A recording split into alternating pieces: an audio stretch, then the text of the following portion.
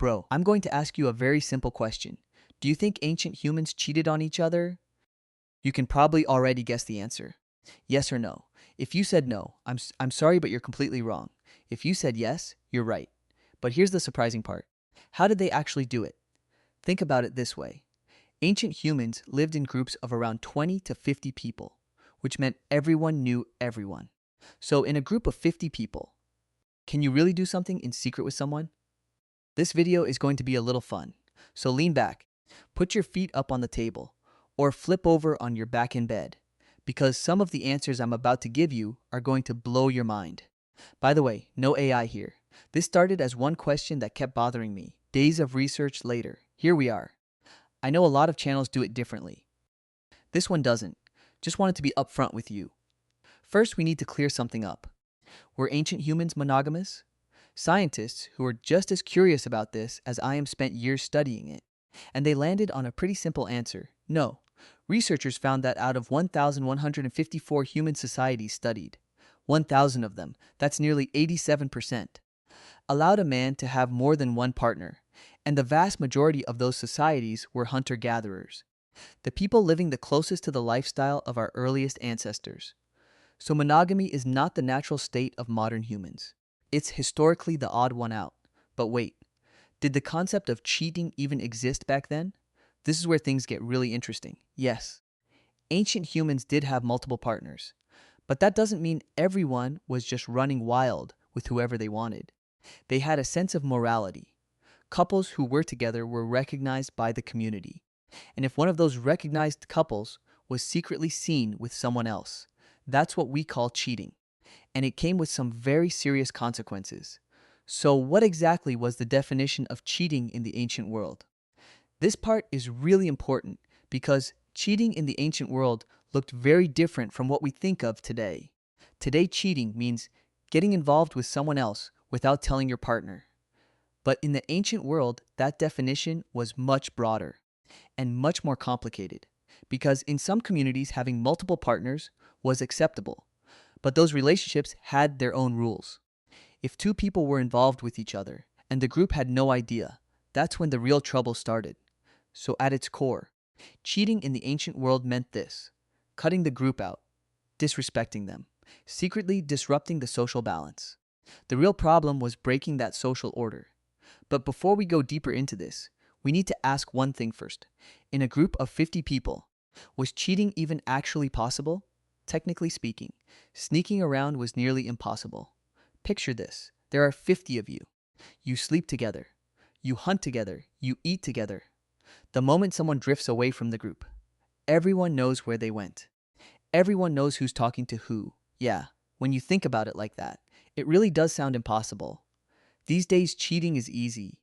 You can delete texts, delete calls, get a second phone and keep all your conversations there. Tell your partner you're going to a work meeting. Do whatever you want. Come back home like nothing happened. But was that an option in the ancient world?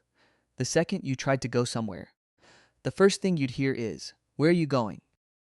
Because staying together was the only way to survive, and if someone wandered off alone, their chances of making it were basically zero.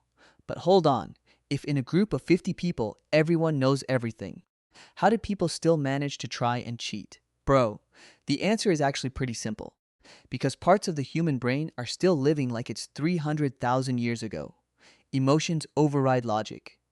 And ancient humans knew this too. They knew cheating was nearly impossible, and yet they still tried, because at the end of the day, they were human. So what happened when they got caught? This part is genuinely fascinating. Cheating in ancient communities never went unpunished. But the punishment system looked nothing like ours. The first step, of course, was gossip. I've talked about this in previous videos. Gossip was the ancient community's unofficial police force. The moment someone got caught cheating, the whole group started talking about it, morning to night, around the fire, while hunting, while eating. Imagine this. You live in a house with 5 people, and every single person in that house is talking about what you did, 24 hours a day. There's nowhere to run, nowhere to hide. At some point, it would drive you absolutely crazy. That alone was a pretty devastating punishment. But for some people, gossip wasn't enough. That's when the second step kicked in: shaming. in ancient communities.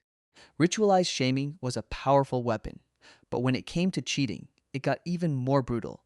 When someone got caught cheating, the whole group would start mocking them, singing songs about them, mimicking what they did. And this shaming was so powerful that the person often had no choice but to leave the group entirely. Go back to that example I just gave. You're living in a house with 5 people, and everyone in that house is constantly laughing at you and putting you down. And now we're getting to the most chilling part of the video. But before we get there, I want to remind you to subscribe. Sorry, had to do it. Anyway, let's keep going. Like I said, we're now getting to the most chilling part of the video. Yes, Christopher Boehm studied 65 different hunter-gatherer societies. And here's what he found. I know I keep bringing up the same guy. Sorry. But he's just got the most solid research out there. When things escalated to a certain level of seriousness, execution was on the table. That's right. People were executed for cheating. Honestly, I'm going to hold back on using that word too much out of caution, but I think you can read between the lines. Let's keep going. There's one critical detail in all of this. This decision wasn't left up to one person. It was made by the unanimous agreement of the entire group. And that point actually matters a lot. Because cheating in ancient communities wasn't just an issue between 2 people. It involved the whole group. You might be wondering, what does that even have to do with anything? But once you hear me out, it's going to make total sense. When a couple's trust was broken, it wasn't just that couple who felt it. Who would take care of whose children? Who would hunt with who? How resources would be shared? The entire social structure was shaken. Cheating wasn't a personal choice. It was a social threat. And right here is where there's an unexpected twist. Did evolution know about this? Yes. And the evidence comes from somewhere you wouldn't expect. Human anatomy. Researchers discovered that the human body developed evolutionary adaptations against cheating, meaning our bodies actually carry the memory of how common cheating was in the ancient world. Yeah, your body knows this too, because it's an evolutionary process. Getting into the details of this in a video would be a little awkward, but here's the short version. When scientists looked at this evidence, they reached one conclusion. Stone Age cheating was so widespread that the human body had to evolve mechanisms to fight back against it. So our ancestors were both cheating and fighting against cheating at the same time. Honestly, I didn't know what to say when I found that out. I'll leave the commentary on that one to you. Feel free to drop your thoughts in the comments. But I'm going to keep going. That connects me to something else I want to get into. Did ancient humans get jealous? After all, these were people living in polygamous setups. But yes, the answer is exactly what you'd expect. They got jealous. Researchers have documented jealousy as a universal human emotion, no matter the culture or society. It shows up the same way every time. But in ancient communities, jealousy was a lot more dangerous, because weapons were always within reach. The same tools they hunted with were also their weapons of war. Researchers say that even in the most modern societies today, the leading cause of violence is suspected cheating. So this inheritance from our ancestors runs so deep that even after 300,000 years, it's still alive inside us. So yeah, humans have always been human. So where did this thing called monogamy actually come from? Disease. Okay, that might sound a little ridiculous right now, but I'll explain. About 12,000 years ago, humans transitioned to agriculture. And that's exactly when the population explosion happened. Those small groups of 50 people suddenly turned into villages of hundreds. And in those larger communities, sexually transmitted diseases began spreading rapidly. Researchers who ran computer models found something really striking. In a small group of 30 people, sexual diseases could be kept under control. But in larger villages, these diseases led to infertility and communities could completely collapse. So monogamy wasn't some romantic invention. It was a survival strategy forced on us by disease. So yeah, it wasn't love that made us monogamous. I'm sorry, but that's just the truth. I'll wrap up with one last quick thing. There was one more really interesting dimension to cheating in ancient communities. Ancient women, consciously or unconsciously, used cheating as a strategy to secure resources from multiple partners.